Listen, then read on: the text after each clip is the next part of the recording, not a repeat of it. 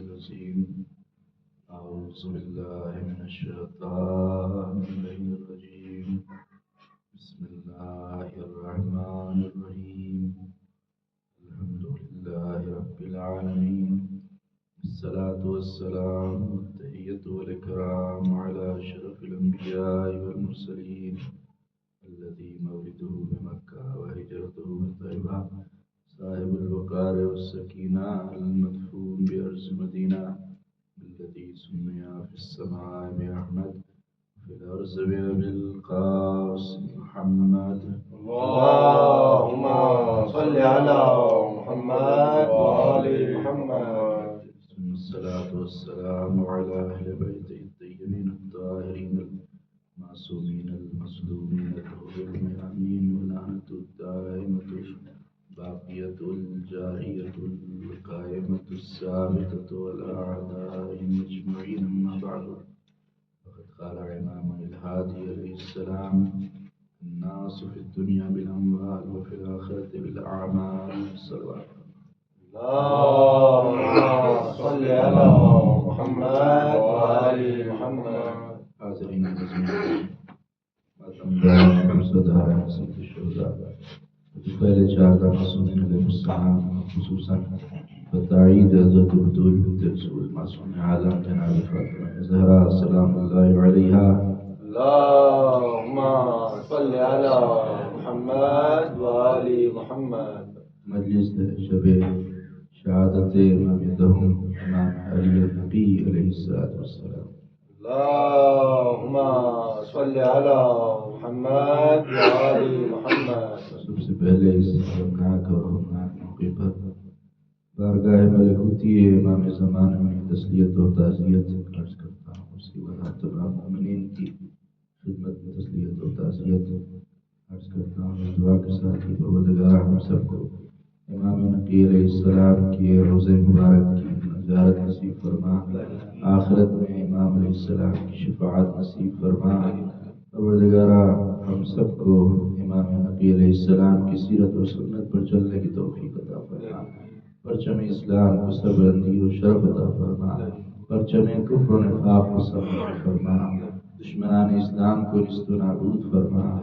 ظالمین جان یہاں ظلم کر رہے ہیں پاکستان میں، عراق میں، سیریا میں، لبنان میں، فلسطین میں، تمام ظالمین کو نیست و نابود فرما. مظلومین کی مدد فرما.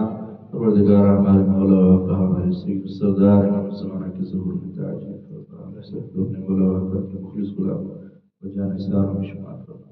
ربنا تقبل منا. اللهم صل على محمد وآل محمد. آج کی اس مجلس کا آغاز ہمارے جذبہ امام کی ایک نورانی حدیث سے کرتے ہیں کہ جس حدیث میں امام علیہ السلام ارشاد فرماتے ہیں کہ الناس فی الدنیا بالاموال وفی الآخرت بالاعمال. لوگوں کی حیثیت اور لوگوں کی قدر و قیمت اس دنیا میں ان کے مال سے ہوتی ہے اور فی الآخرت بالاعمال.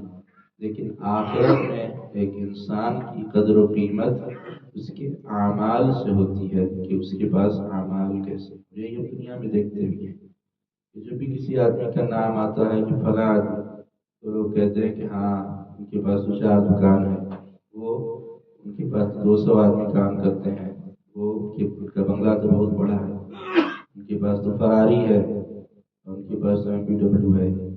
تو ہمیشہ انسان جب بھی کسی انسان کا دنیا میں نام آتا ہے تو آدمی ان کے پیسے کی، ان کی دولت کی بات کرتا ہے.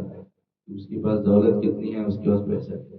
انسان کی حیثیت و قدر و قیمت دولت سے لگائی جاتی ہے، پیسے سے لگائی جاتی ہے دنیا میں. لیکن پھر آخرت بالاعمال، لیکن آخرت میں جو انسان کی قدر و قیمت ہوگی وہ اعمال کے ذریعے ہوگی. فرشتے یہ نہیں کہیں گے کاٹو بچو یہ امبانی آ رہا ہے، جو ٹاٹا رتن آ رہا ہے، یہ کروڑ پتی آ رہا ہے، یہ ارب پتی آ رہا ہے، نہیں. بلکہ فرشتے یہ کہیں گے کہ ہاں یہ انسان ہے، اس کے پاس زیارت عاشورہ کا عمل ہے، مجلس میں آتا تھا توجہ کے ساتھ ہر مجلس کو سنتا تھا، ادھر ادھر کے کاموں میں نہیں لگا رہتا تھا. تو اس طرح یہ نماز جماعت میں آیا کرتا تھا، یہ تو بہت خیر و خیرات کرتا تھا، لوگوں کو کو دیتا تھا، کوئی خالی در سے نہیں جاتا تھا، یہ زیارت کے لیے گیا تھا، 40 کا ثواب لے کے آیا ہے، حج کا ثواب لے کر آیا ہے، تو وہاں پر آخرت میں انسان کی جو حیثیت ہوگی وہ اس کے اچھے اعمال سے ہوگی، نیک اعمال سے ہوگی، کیسے اعمال لے کر آیا ہے آخرت کے میدان۔ اور تیسری مرتبہ پھر سے ہم تکرار کر دیں کہ اعمال خیر کے لیے بہترین موقع ہمارے سامنے یہ مہینہ ہے کہ جس میں حدیث میں آیا ہے کہ رجب میں جو کوئی نیک عمل کرتا ہے، ایک عمل اگر کریں گے تو ڈبل ثواب ملتا ہے، اسی طرح سے اگر کوئی گناہ آدمی کرتا ہے تو ڈبل عذاب بھی ملتا ہے۔ اور یہ اشہر الحرم ہے، یعنی حرمت والے مہینوں میں سے ایک مہینہ ہے رجب کا مہینہ، کہ اس مہینے کو محترم مہینوں میں شمار کیا ہے کہ ان 4 مہینوں میں سے ایک ہے کہ جو رجب ہے، ذی القعدۃ الحرام، ذی حجۃ الحرام اور ذی محرم الحرام، 4 مہینے جس کو قرآن مجید نے محترم مہینے قرار دیے، اور ان میں جنگ و جدال اگر ہوتا بھی تھا تو اس کو اسٹاپ کر دیا جاتا تھا، روک دیا جاتا تھا کہ یہ حرمت والے مہینے ہیں۔ لہٰذا آج یہ تیسری رجب کی تاریخ ہے، سن 214 ہجری ہے، کہ جس میں ہمارے 10ویں امام علیہ السلام کی ولادت ہوئی۔ آپ کا نام آپ کے والد 9ویں امام علیہ السلام نے لوح محفوظ کے مطابق نقی رکھا، اور آپ کے القاب بہت سارے القاب ہیں جن میں ہادی مشہور ہے، اور سب سے زیادہ مشہور لقب امام علیہ السلام کا ہے نقی، اور یہ آل محمد میں یعنی 12 اماموں میں چوتھے علی، پہلے علی مولا کائنات، دوسرے علی علی ابن الحسین چوتھے امام ہیں، اور تیسرے علی امام علی ابن موسیٰ رضا علیہ السلام ہے، اور چوتھے علی ہمارے 10ویں امام ہیں علی نقی علیہ السلام۔ امام علیہ السلام کے والد 9ویں امام ہیں، اور والدہ آپ کی جناب سمانہ خاتون سلام اللہ علیہ۔ امام کی ولادت مدینہ میں ہوئی، امام علیہ السلام 29 سال تک مدینہ میں رہے، اور امام کی زندگی میں جو خاص چیز ہمیں نظر آتی ہے وہ یہ کہ امام کو جو عہدہ امامت پر فائز ہوئے ہیں، امام تو بہت ہی کم سنی کا عالم تھا۔ جب 9ویں امام کی شہادت ہوئی ہے تو 10ویں امام کا ایج اس وقت صرف 6-7 برس تھا، اور 6-7 برس کی عمر میں ہی آپ کو امامت ملی، اور یہی وجہ تھی کہ اس وقت کے جو بڑے بڑے عالم اور فاضل تھے، جب ان لوگوں نے دیکھا کہ 6-7 برس کا بچہ ہے کہ جس کے پاس لوگ اپنے مسائل کو دریافت کرنے کے لیے آتے ہیں، جو مرکز خلائق بن گیا ہے، جو مرجع خلائق بن گیا ہے، تو سب لوگوں کے دل میں بغض اور حسد پیدا ہو گیا کہ اتنا چھوٹا سا بچہ یہ امام وقت کیسے ہو سکتا ہے۔ لیکن یہ ہمارے مسلمات میں سے ہے کہ اللہ جب کسی کو عہدہ امامت پر فائز کرتا ہے تو وہ سن نہیں دیکھتا، عمر نہیں دیکھتا کہ عمر کتنی ہے، بلکہ اللہ علم دے کر بھیجتا ہے، اور اللہ صلاحیت اور استعداد دیکھ کر کسی کو امام بناتا ہے۔ اور یہی وجہ ہے کہ حضرت امام علیہ السلام تو 6-7 سال کی عمر میں امام کے عہدے پر فائز ہوئے، لیکن حضرت عیسیٰ علیہ السلام نے تو گہوارے سے ہی اعلان کر دیا اپنی نبوت کا، جھولے میں تھے لیکن کہا انی عبداللہ آتانی الکتاب وجعلنی نبیا، میں اللہ کا بندہ ہوں، اللہ نے مجھے نبی بنایا ہے اور مجھے کتاب دے کر اللہ نے بھیجا ہے۔ تو جب عیسیٰ گہوارے میں جھولے میں امامت کا اعلان کر سکتے ہیں، رسالت کا اعلان کر سکتے ہیں، تو امام 7 سال کی عمر میں امام کیوں نہیں ہو سکتے؟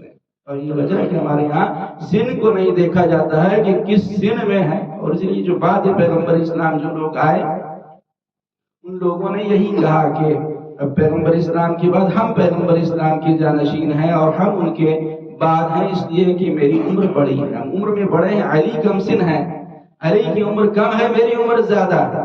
تو ان لوگوں نے عمر کو معیار بنایا کہ ہم خلیفہ رسول ہوں گے کیونکہ عمر زیادہ ہے، اور اس لیے جب انہوں نے اپنے والد کو خط لکھا اور کہا کہ مجھے خلیفہ رسول بنا دیا گیا ہے، تو ان کے والد نے پوچھا کہ کیوں؟ تو انہوں نے کہا اس لیے کہ اس وقت عمر میں سب سے زیادہ ہوں، بڑی عمر میری ہے، اس لیے میں خلیفہ بنا۔ تو ان کے والد نے یہ جواب دیا کہ اگر عمر بڑی ہونے سے کوئی خلیفہ رسول بن سکتا ہے تو تمہارے سے بڑا تو میں باپ ہوں، تو باپ بیٹے سے بڑا ہوتا ہے تو پھر مجھے خلیفہ رسول بننا چاہیے۔ تو دیکھا آپ نے کہ کس طریقے سے لوگوں نے ایج کو معیار بنایا، لیکن ہمارے یہاں کبھی بھی عمر کو معیار فضیلت نہیں بنایا گیا ہے۔ اسی لیے جب امام علیہ السلام اس عہدہ امامت پر اس کم سنی میں فائز ہوئے ہیں تو اب حاسدین اور بغض و عناد رکھنے والے لوگوں نے یہ پروگرام بنایا کہ کوئی عالم ان کے ساتھ لگا دیں جو ان کو تعلیم دے اور اپنے فقہ کے مطابق اب ان کی تربیت کرے. اسی لیے عراق کا سب سے بڑا عالم عبید اللہ جنیدی جو سب سے بڑا عالم اور ادیب تھا، اس کو لوگوں نے سلیکٹ کیا اور کہا کہ تم ان کے ساتھ ساتھ یعنی 10ویں امام کے ساتھ ساتھ رہو. قصر سربا نام کا ایک محل بنایا گیا اور اس محل کے اندر میں امام کو اس کے ساتھ رکھ دیا گیا کہ تم رہو، اور رافضیوں پر پابندی رہے گی، کوئی امام کے ساتھ مل نہیں سکتا. جیسے پہلے لوگ آیا کرتے تھے اپنے مسائل کو پوچھتے تھے، اب لوگوں کے اوپر پابندی رہے گی اور کوئی ملنے کے لیے نہیں آ سکتا ہے. رات میں دروازہ بند رہے گا، دن میں دروازہ بند رہے گا، کوئی امام کے ساتھ ملاقات نہیں کر سکتا ہے. اور اس طرح امام علیہ السلام کو ایک محل کے اندر رکھ دیا گیا. جب امام کو اس محل کے اندر رکھا گیا ہے تو راوی بیان کرتا ہے کہ میں کچھ دنوں کے بعد عبید اللہ جنیدی کے پاس گیا اور جا کر میں نے پوچھا کہ غلام ہاشمی کا کیا حال ہے. تو عبید اللہ نے کہا کہ انہیں غلام نہ کہو بلکہ وہ تو رئیس ہاشمی ہے. خدا کی قسم میں انہیں کچھ سکھا نہیں رہا ہوں بلکہ میں ان سے سیکھ رہا ہوں. لوگ یہ سمجھ رہے ہیں کہ میں سکھا رہا ہوں لیکن میں سیکھ نہیں رہا ہوں. اور خدا کی قسم جب میں پوری محنت کے ساتھ کوئی علمی باب ان کے سامنے پیش کرتا ہوں تو اس سے وہ نئی باتوں کو میرے سامنے کھول دیتے ہیں. اور میں قسم کھا کر خدا کی کہہ سکتا ہوں کہ وہ صرف حافظ قرآن ہی نہیں ہے بلکہ وہ قرآن کی تنزیل کا علم بھی رکھتے ہیں، تفسیر کا علم بھی رکھتے ہیں، تعویل کا علم بھی رکھتے ہیں. اور اس وقت پوری کائنات میں اگر کوئی سب سے بڑا عالم ہے تو ابن الرضا ہے، وہ علی بن محمد وآل محمد صلوات اللہم صلی علی محمد وآل. تو دیکھا آپ نے کہ کس طرح سے یہ دوست نہیں تھا. عبید اللہ جنیدی آل محمد کی دشمنی میں مشہور تھا. یہ آل محمد کا بہت بڑا دشمن تھا عبید اللہ جنیدی، جو قصیدہ پڑھ رہا ہے امام علیہ السلام کا کہ ان کا علم ایسا ہے کہ جن کے مقابلے میں دنیا کا کوئی انسان، کوئی عالم ان کے علم کے مقابلے میں نہیں آ سکتا ہے. اور اسی لیے جو متوکل امام کے زمانے میں ظالم جو حاکم تھا، اتنا بڑا آل محمد کا دشمن کہ 10 لاکھ سے زیادہ شیعوں کو قتل کیا متوکل نے، اور نہ جانے کتنے سادات کو اس نے تہہ دیغ کیا. اور یہی متوکل تھا کہ جس نے امام حسین علیہ السلام کی قبر کی بے حرمتی کی اور اس طرح سے کہ لوگوں کو بھیجا کہ اطراف میں جتنے بھی گھر ہیں سب کو منہدم کر دیا جائے اور قبر امام حسین کے اوپر پانی ڈال کر زراعت کی جائے، کھیتی کی جائے. جب لوگ گئے پانی ڈالا تو پانی رک گیا، پانی قبر امام کا طواف کرنے لگا لیکن قبر امام تک پانی نہیں پہنچا. اور اسی طرح سے یہ متوکل تھا، اس نے پابندی لگا دی کہ جو زیارت قبر امام حسین کے لیے جائے گا اس کو قید کر دیا جائے گا. تو متوکل کی اگر ظلم و ستم کو دیکھیں تو بے انتہا متوکل نے ظلم و ستم کیے، اور اہل بیت سے تو بہت زیادہ بغض و عناد دل کے اندر متوکل رکھتا تھا. اور اسی لیے جب امام علیہ السلام 29 سال تو مدینے میں رہے اور پھر جب امام کو سامرا متوکل نے بلایا ہے تو 20 سالوں تک امام کو نظر بند رکھا. کئی مرتبہ امام کے گھر کی تلاشی لی گئی کہ یہ ہتھیار چھپائے ہوئے ہیں. لوگوں نے جب شکایت کی تو فوراً اس نے فوجیوں کو بھیج دیا کہ امام کے گھر کی تلاشی لو. ہر طرح سے امام کو پریشان کیا اور امام کو متوکل نے ستایا. ایک مرتبہ جب متوکل کے دربار میں ہندوستان سے ایک جادوگر آیا، میجیشین آیا ہندوستان کا، تو ظاہر سی بات ہے کہ جب کوئی جادوگر آتا ہے تو لوگ جادو دیکھنے کے لیے بہت سارے جمع ہو جاتے ہیں. تو لوگ بہت سارے جمع ہو گئے جادو دیکھنے کے لیے. اس نے بہت سارے جادو و کرتب دکھائے. تو متوکل نے کہا کہ میرے دربار میں ایک انتہائی شریف انسان آنے والا ہے اور اگر تم نے اپنے جادو سے ان کو شرمندہ کر دیا تو میں تمہیں 1000 دینار انعام میں دوں گا. تو جب اس جادوگر نے سنا تو کہا ہاں میں تیار ہوں، تم بلاؤ ان کو. اور جب وہ آئیں تو دسترخوان بچھانا اور کھانا لگانا، پھر دیکھنا کہ میں انہیں ذلیل کر دوں گا، نعوذ باللہ میں انہیں شرمندہ کر دوں گا. لہٰذا امام علیہ السلام کو اس دربار میں بلایا گیا. درباری سب بھرے ہوئے تھے، دسترخوان بچھایا گیا اور اس دسترخوان پر کھانا رکھا گیا. متوکل بیٹھا، جادوگر امام کو بغل میں بٹھایا. تو جب امام علیہ السلام نے پہلا لقمہ اٹھایا کہ کھائیں تو اس جادوگر نے جادو کے زور سے اس لقمے کو غائب کر دیا. امام علیہ السلام نے پھر دوسرا لقمہ اٹھایا. جب دوسرا لقمہ امام علیہ السلام نے اٹھایا اور چاہا کہ کھائیں، پھر جادو کے زور سے اس لقمے کو اس نے انویزیبل کر دیا.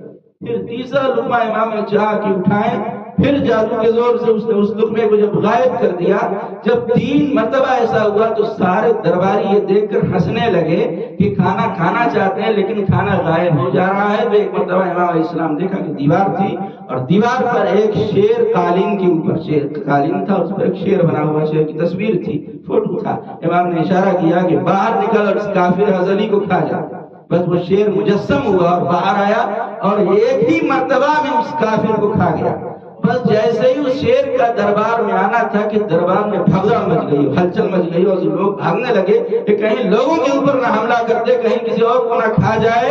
اور متوکل جو امام کو شرمندہ کرنا چاہتا تھا خود ذلیل اور خوار ہو گیا متوکل، یہاں تک کہ متوکل نے جب دیکھا کہ اس جادوگر کو شیر کھا گیا تو امام کے پاس آیا اور آ کر کہا کہ جس طرح آپ نے اس شیر کو کہا کہ جادوگر کو کھا جائے، ویسے ہی آپ کہیے کہ یہ اسے اگل دے اپنے منہ سے۔ تو امام نے جملہ فرمایا کہ اگر فرعون کے دربار میں حضرت موسیٰ کے اژدہا نے فرعون کے سانپوں کو کھانے کے بعد اگلا ہوتا تو یہ بھی اگل دیتا، نہ اس نے اگلا تھا نہ یہ اگلا۔ اللہم صلی علی محمد وآل محمد۔ تو دیکھا آپ نے کہ کس طرح سے یہ چاہا کہ امام علیہ السلام کو ذلیل کر دے، نعوذ باللہ، لیکن وَتُعِزُّ مَن تَشَاءُ وَتُذِلُّ مَن تَشَاءُ، اللہ جسے چاہتا ہے عزت دیتا ہے، اللہ جسے چاہتا ہے ذلیل کر دیتا ہے۔ عزت اور ذلت خدا کے ہاتھ میں ہے۔ تو یہ آل محمد ہیں جن کے پاس عزت خدا کی دی ہوئی ہے، اور یہ خلفائے وقت ہیں کہ جو ذلیل و رسوا ہیں اور ہمیشہ کوشش کی کہ ان کو ذلیل کر دیں، ان کی عزتوں کو کم کر دیں، لیکن جنہیں عزت اللہ دیتا ہے اسے کوئی نیچا جدہ ہے۔ کیوں؟ علی کے کمالات دیکھ کر عزت خدا بھی دیتا ہے، اوقات دیکھ کر ملتی جو ایسے ویسوں کو اٹھتی نہ ہلتی نہ ذوالفقار، ملتی جو ایسے ویسوں کو ہلتی نہ ذوالفقار، تلوار حق نے دی ہے مگر ہاتھ دیکھ کر۔ محمد وآل محمد صلوات، اللہم صلی علی محمد وآل محمد۔ تو انہیں اللہ نے عزت دی ہے۔ متوکل نے لاکھ کوشش کی لیکن وہ کامیاب نہ ہو سکا کہ ان کی عزت میں کمی کرتے۔ اور یہی ہوا کہ جب دنیا میں جب کوئی بھی جتنے بھی خلفاء آئے ہیں، جب کسی مشکل میں گرفتار ہوئے ہیں تو انہوں نے زمانے کی مشکل کشا کو آواز دی۔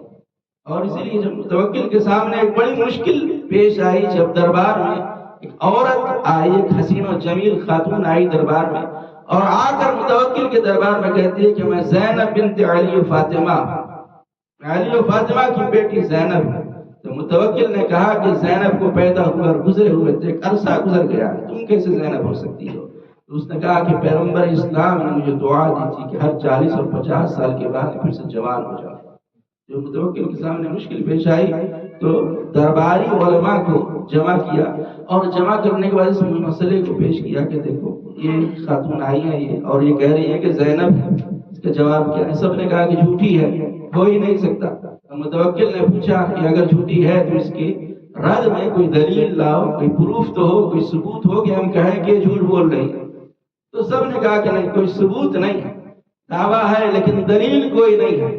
تو جب کسی کے پاس کوئی دلیل نہیں تھی کہ اس زینب کذابیہ کو جھوٹی ثابت کرے تو متوکل کا ایک وزیر تھا فتح ابن خاقان، اس نے کہا کہ اگر اس مشکل سے تجھے کوئی نکال سکتا ہے تو ابن الرضا علی ابن محمد انہیں بلاؤ، وہی اس مشکل سے نکال سکتے۔ لہٰذا امام علیہ السلام کو طلب کیا گیا دربار میں، اور 10ویں امام جب دربار میں آئے ہیں متوکل نے کہا کہ دیکھیے یہ عورت آئی ہے جو اپنے آپ کو زینب کہہ رہی ہے، آپ بتائیے یہ سچ کہہ رہی ہے؟ امام نے کہا جھوٹی ہے۔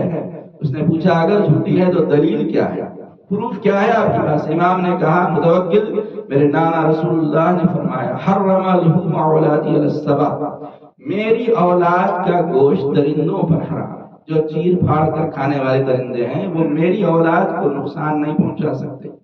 اگر یہ زینب تو کیا ایک عام سیدانی بھی ہوگی تو اسے درندے نقصان نہیں پہنچا سکتے، لہٰذا اسے درندوں کے درمیان ڈال کر دیکھ لو کہ یہ بچ پاتی ہے یا اسے درندے پھاڑ کھاتے ہیں۔ اگر یہ بچ گئی تو یہ سیدانی ہوگی، سیدہ ہو سکتی ہے، ورنہ یہ نہیں ہو سکتی ہے. جیسے یہ امام علیہ السلام نے اس بات کو پیش کیا تو دربار میں ایک دوسرے کو لوگ اشارہ کرنے لگے اور کہنے لگے ایک دوسرے سے، متوکل سے کہنے لگے کہ کیوں نہ ہم اس بات کا امتحان امام کے ذریعے سے لیں. یہ بھی تو سید ہیں تو درندوں کے بیچ جائیں، شیروں کے بیچ جائیں اور اپنی سیادت کا ثبوت دیں کہ یہ کہہ رہے ہیں کہ سیدوں کا جو گوشت ہے جانوروں پر حرام ہے درندوں پر. تو متوکل نے کہا کہ یہاں لوگ چاہتے ہیں کہ آپ خود اس بات کا ثبوت دیں اور آپ خود جائیں شیر خانے میں اور آپ اس بات کی. امام نے کہا میں تیار ہو جانے کے. تو متوکل نے اپنے دربار میں ایک شیر خانہ بنایا ہوا تھا اور ایک روایت کے مطابق 3 اور دوسری کے مطابق 6 شیر وہاں پال کر متوکل نے رکھے تھے.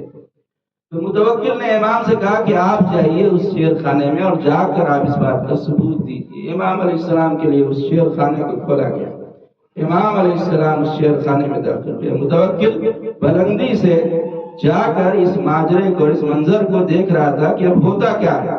سب انتظار میں تھے کہ اگر شیروں نے حملہ کر دیا تو متوکل کا جو مقصد و منشا ہے وہ حل ہو جائے گا، امام قتل کر دیے جائیں گے. اور اگر حملہ نہ کیا تو یہ زینب کذابیہ کی مشکل کھڑی ہو گئی، حل ہو جائے گی. لہذا امام علیہ السلام دروازہ کھولا گیا، امام اس شیر خانے میں داخل ہوئے. جب امام داخل ہوئے ہیں تو سارے شیر خاموش ہو کر بیٹھ گئے، ایسے جیسے بھیگی بلی بیٹھ گئی. ایسے ہی امام کو دیکھ کر سارے شیر بیٹھ گئے. کیوں نہ ہو، اگر یہ شیر ہیں تو امام شیر کردگار.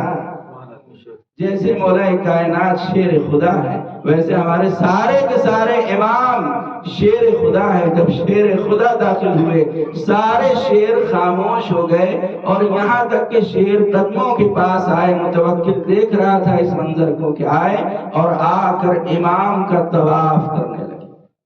سارے شیروں نے امام کا طواف کیا. تو آپ نے دیکھا کہ آج انسان طواف کرتے ہیں خانہ کعبہ کا، مولود کعبہ کے زچا خانے کا طواف کرتے ہیں، اور جانور مولود کعبہ کے بیٹے کا طواف کرتے ہیں. شیروں نے طواف کیا. امام نے اپنی آستین کو ان شیروں کے اوپر سروں پر امام نے ملا اور اس کے بعد امام علیہ السلام صحیح و سالم اس قید خانے سے، اس شیر خانے سے امام باہر آ گئے اور لوگ دیکھتے رہ گئے کہ کس طرح سے امام باہر آ گئے. تو اب جب امام صحیح و سالم باہر آ گئے تو لوگوں نے کہا متوکل اب تم اس امتحان کو، اب تم بھی جاؤ شیر خانے میں اور تم بھی ثابت کرو کہ تمہارے اوپر درندے حملہ کرتے ہیں. تو متوکل نے کہا کہ تم سب میری جان کے دشمن ہو، میں ایسا نہیں کر سکتا ہوں. کیونکہ متوکل یہ جانتا تھا کہ جو خدا جنہیں امام بناتا ہے وہ اور ہوتے ہیں، جو غصب کر کے امام بن جائے وہ اور ہوتا ہے. متوکل اس بات کو بخوبی جانتا تھا کہ وہ قابض ہوا ہے اس تخت خلافت کے اوپر اور عہدہ خلافت کے اوپر، خدائی بنایا ہوا نمائندہ نہیں ہے. لہٰذا اس واقعے کے بعد اس زینب کذابیہ کی روایت کے مطابق ان شیروں کو بھی ڈالا گیا اور شیروں نے حملہ کر دیا اور چیر پھاڑ کر اس زینب کذابیہ کو، جھوٹی جو زینب ہونے کا دعویٰ کر رہی تھی، اسے کہا گیا. تو اس طرح سے جب امام علیہ السلام نے اس مسئلے کو حل کیا تو لوگوں کے دل میں، کیونکہ امام کی عزت اس میں بڑھ گئی، تو لوگوں کے دلوں میں اور زیادہ حسد اور بغض اور عناد پیدا ہوا. اور متوکل خود پہلے سے ہی امام علیہ السلام کی درپے آزار تھا، اور کیونکہ اتنا بڑا ظالم تھا متوکل کہ آل محمد کی کھلے عام گالیاں دیتا تھا. یہاں تک کہ جو متوکل 3 دن پہلے مرنے کے 3 دن پہلے ہی اس واقعے کے جو امام علیہ السلام کو جو پیدل چلایا متوکل نے، متوکل کا جو بیٹا تھا مستنصر، ایک دن متوکل نے کھلے عام جناب سیدہ کی خدمت میں ان کی شان میں گستاخی کی اور نازبہ کلمات کہے. تو مستنصر نے علماء سے پوچھا کہ اگر کوئی بنت رسول کی شان میں گستاخی کرے تو اس کا کیا انجام ہونا چاہیے؟ تو سارے علماء نے کہا واجب القتل ہے. تو مستنصر نے جو بیٹا تھا خود اس نے ہی اپنے باپ متوکل کو رات کی تاریکی میں خلوت میں کچھ لوگوں کی مدد سے مار دیا. اس کے بعد مستنصر آیا، پھر مستعین آیا بیٹا، اور مستعین کے بعد معتز باللہ آیا. اور اس امام کی شہادت کے 3 دن پہلے کا یہ واقعہ کہ متوکل نے حکم جاری کیا کہ جتنے بھی لوگ ہیں سب میرے ساتھ پیدل چلیں، میں سواری کے اوپر چلوں گا.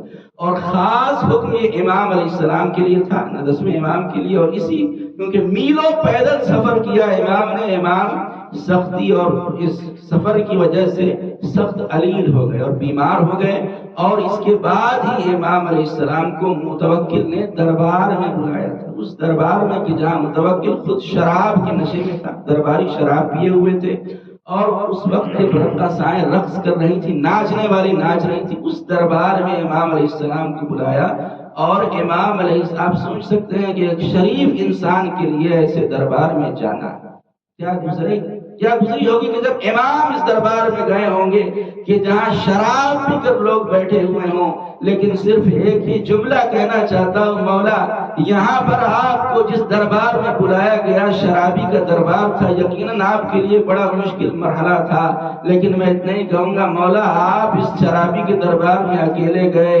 ذرا سید سجاد کو دیکھیے، آپ کے جد چوتھے امام کو دیکھیے، مولا سجاد بھی شرابی کے دربار میں گئے، لیکن تنہا نہیں گئے، مولا کے ساتھ آپ کی پھوپھی بھی گئی ہے، آپ کی پھوپھی زینب اور ام کلثوم ہے، آپ کی بہن سکینہ بھی ہیں جو شرابی کے دربار میں گئی، اور اسی کے بعد امام علیہ السلام کو معتز باللہ نے زہر دیا، اور وہ 27 تاریخ تھی جمادی الثانی کی کہ جب امام کو زہر دیا گیا، اور جس طرح سے امام حسن کو زہر دیا گیا بالکل اسی طرح سے 10ویں امام کو بھی زہر دیا گیا، 6 دنوں تک امام زہر کی وجہ سے تڑپتے رہے، 6 دنوں تک امام تڑپتے رہے، اور جب تیسری رجب کی تاریخ آئی ہے، قسم پرسی کے عالم میں امام علیہ السلام کی شہادت ہوئی، روح قفص عنصری سے پرواز کر گئی، 11ویں امام آئے،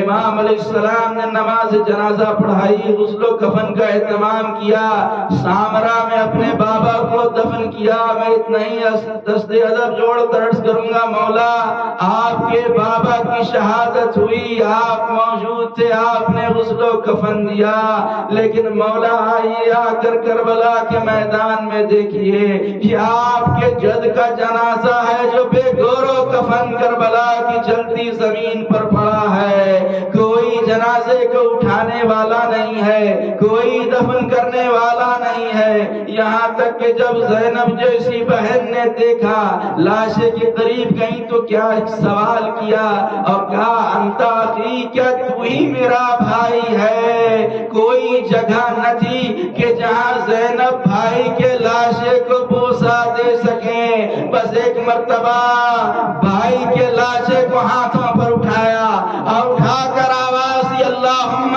تقبل منا ھذا القربان، اے پروردگار اس قربانی کو ہم اہل بیت سے قبول کر لے۔ ایک مرتبہ مدینے کا رخ کیا، آواز دی یا جدہ صلی علیک ملائکۃ السماء وھذا حسین مربل بالدماء، نانا آپ کے جنازے پر نماز جنازہ پڑھنے تو آسمان سے فرشتے آ گئے، لیکن یہ آپ کے حسین کا جنازہ ہے جو خاک و خون میں غلطہ ہے، کوئی جنازے کو اٹھانے والا نہیں ہے، کوئی غسل و کفن کرنے والا نہیں، اللہ و انا الیہ راجعون، بذنب قضائی و تسلیم الامر سعالم الذین نظرهم وإيام منقلب ينقلبون الله ما تنقص